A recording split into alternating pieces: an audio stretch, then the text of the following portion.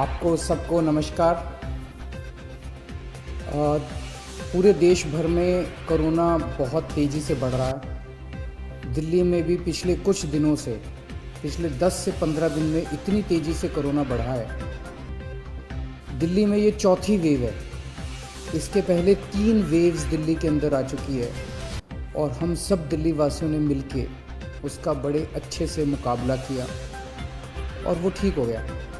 अब ये चौथी वेव आई है जो बेहद ख़तरनाक है, बहुत तेज़ी से बढ़ रहा है। इतना तेज़ी से बढ़ रहा है कि बहुत सारे लोगों की समझ के बाहर है। जैसे कुछ दिन पहले तक, मिड मार्च तक लगभग 200 से भी कम केस प्रतिदिन आने चालू हो गए थे, इतना कम हो गया था।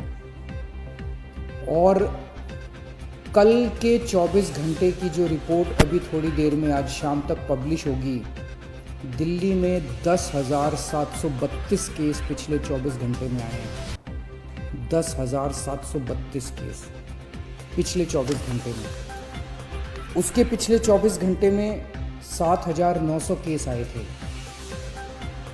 उसके पिछले 24 घंटे में 8,521 केस आए थे। मतलब आप देखिए कि पिछले 3 दिन के अंदर ही कितनी तेज़ी से बढ़े हैं। पहले 2 दिन लगभग 8 साढ़े 8 हज़ार केस थे और कल 24 घंटे में 10,732 केसेस आए। इसके ऊपर स्थिति बेहद चिंताजनक है, इसमें कोई दो राय नहीं है। लेकिन आपकी सरकार पूरी तरह से स्थिति पे नज़र रखे हुए, मैं स्वयं इसके ऊपर नज़र रखे हुए हूँ और जो भी करने की ज़रूरत है हम वो सब कर रहे हैं, सबका सहयोग ले रहे हैं। इस वक्त हम मोटे मोटे तौर पे 3 स्तर पे काम कर रहे हैं। एक है कि किस तरह से कोरोना को फैलने से रोका जाए। इसमें खास तौर से सरकार अकेले बहुत कुछ नहीं कर पाएगी। दिल्ली वासियों को, आपको सबको इसमें सहयोग देना पड़ेगा। आपने पहले भी बहुत सहयोग दिया, हर बार सहयोग दिया। हर बार जब भी वेव आई, दिल्ली के लोगों ने बढ़ चढ़ के सहयोग दिया।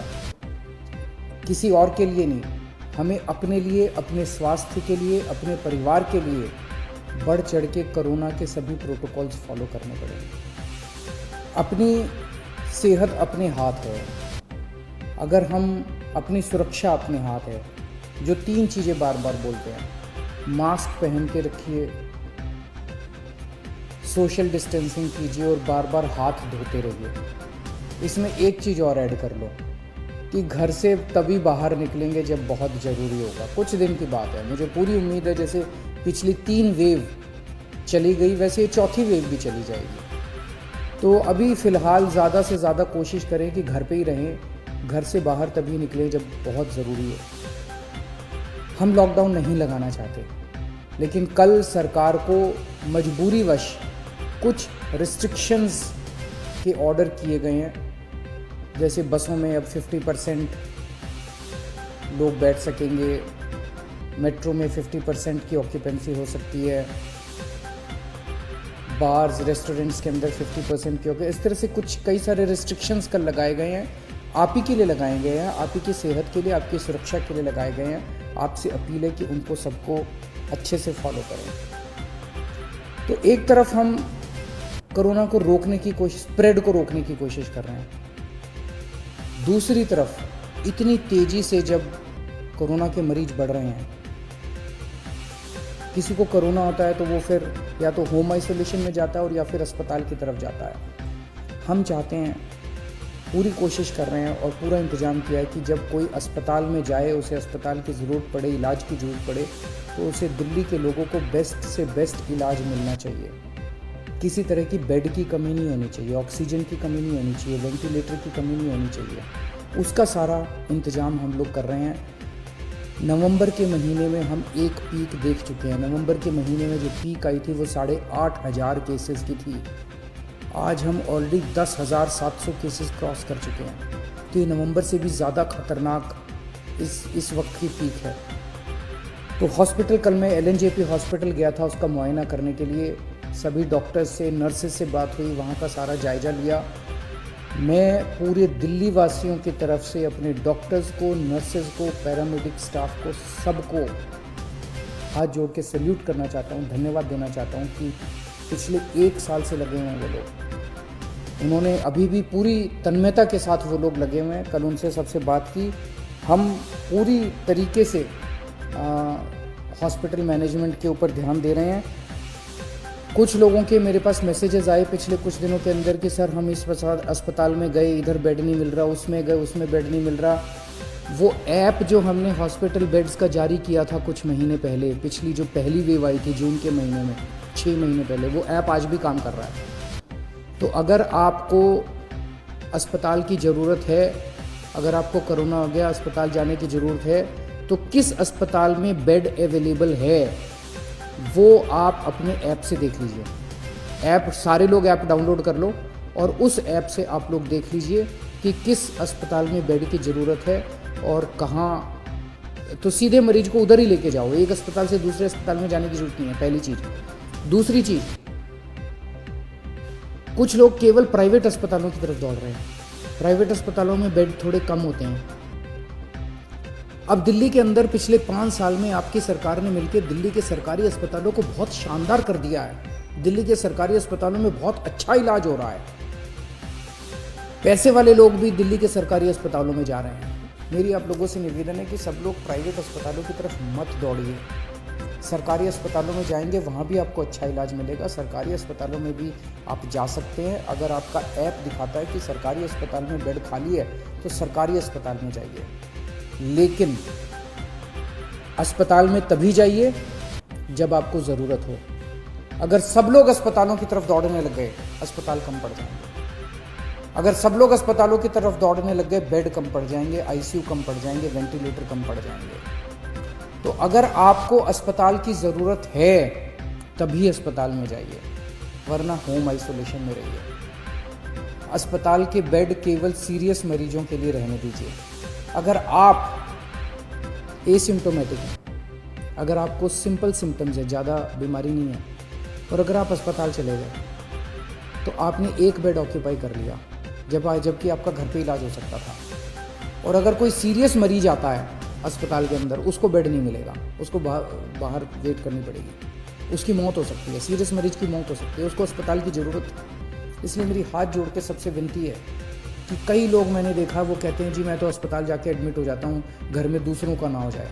घर के अंदर होम आइसोलेशन कीजिए, हमारी टीम आपके घर आएगी, आपको सारा गाइडलाइंस वगैरह सब बता देगी, ऑक्सीमीटर देके जाएगी, आपको बता देगी कैसे होम आइसोलेशन करना है। आपके साथ हम संपर्क में रहेंगे। दिल्ली के अंदर दुनिया का सबसे बेहतरीन होम आइसोलेशन का प्रोग्राम चल रहा है, उसका फ़ायदा उठाइए आप। तो इसमें आप सब लोगों की मेरे को सहयोग की ज़रूरत है कि जब तक अस्पताल में जाने की ज़रूरत ना हो, अस्पताल मत जाइए। अस्पताल के बेड सीरियस मरीजों के लिए खाली रखिए। ये सबसे ज़रूरी है इस टाइम अपने को। हॉस्पिटल मैनेजमेंट सबसे ज़रूरी है। दुनिया भर के अंदर मैंने देखा है किस तरह से अस्पताल कम पड़ जाते हैं। इतनी तेज़ी से फैलने वाली बीमारी है कि अस्पताल अगर कम पड़ गए तो फिर बड़ी दिक्कत हो जाएगी। मैंने पहले भी कहा था लॉकडाउन के लिए कि लॉकडाउन के पक्ष में मैं नहीं हूँ। मुझे लगता है कि लॉकडाउन कोरोना से जूझने का समाधान नहीं है। लॉकडाउन किसी भी सरकार को तब लगाना चाहिए जब उसकी अस्पतालों की व्यवस्था कोलैप्स कर जाए और उसको ज़रूरत हो कि लॉकडाउन से कोरोना की गति धीमी हो जाती है। अभी अस्पताल की व्यवस्था हमारे कंट्रोल में है। आपका सहयोग चाहिए। अगर आपका सहयोग मिलता रहा और अस्पताल की व्यवस्था काबू में रही, हमें दिल्ली में लॉकडाउन लगाने की ज़रूरत नहीं पड़ेगी।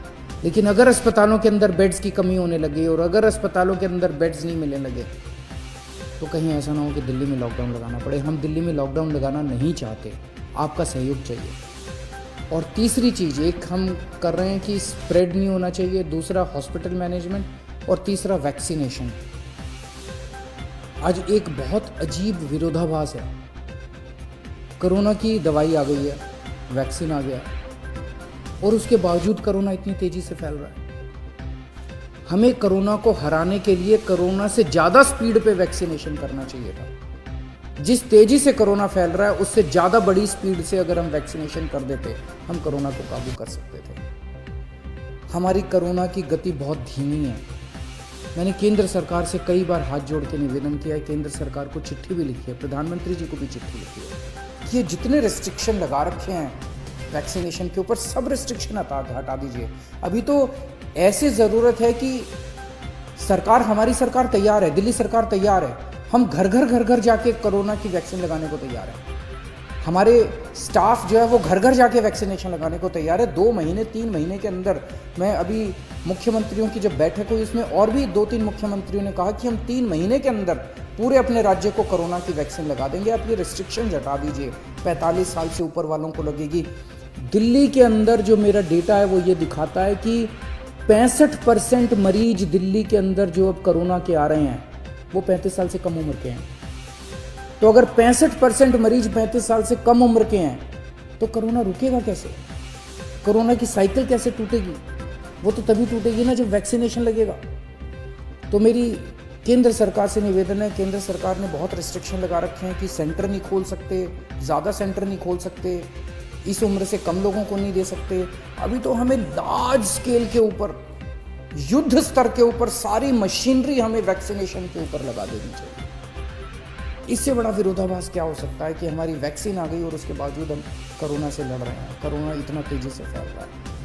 तो अगर हम कोरोना की वैक्सीनेशन बहुत तेज़ कर दें तो ये इसका एक समाधान हो सकता है। कुछ लोगों के मन में, जैसे अभी पूरे देश भर से रिपोर्ट आई, एक अस्पताल में 37 डॉक्टर्स जिन लोगों को वैक्सीन लगी थी, दोनों डोज लगी थी, उनको भी कोरोना हो गया।